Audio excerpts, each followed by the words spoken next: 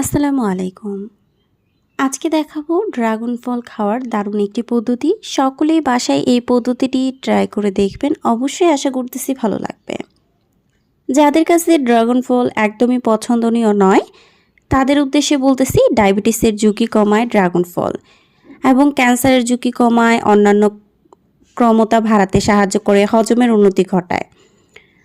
বার্ধক্যজনিত ত্বকের বিরুদ্ধে লড়াই করে, চুলের জন্য ভালো, সুস্থ হাড় তৈরি করে এবং ত্বকের জন্য কিন্তু ড্রাগন অনেক ভালো। তা আমি একটি বাটিতে আসলে কিছুটা পরিমাণ বিট লবণ নিয়েছি এবং ড্রাগন ফলগুলো আমি ভালোভাবে কেটে নিয়েছি। আপনারা দেখতেই পাচ্ছেন আমি আসলে ড্রাগন ফলগুলোকে একটু একটু করে বিট লবণের সাহায্যে আমি এভাবে খাচ্ছি। আপনারা চাইলে ড্রাগন ফলের উপরে বিট লবণ ছিটিয়ে মিক্সার করে তারপর আপনারা খেতে পারেন। যাদের কাছে বিট লবণ নেই তারা অবশ্যই সংগ্রহ করে আপনারা এই পদ্ধতিতে খেয়ে দেখবেন। ইনশাআল্লাহ এরপর থেকে ড্রাগন ফল আপনার খেতে ইচ্ছা করবে।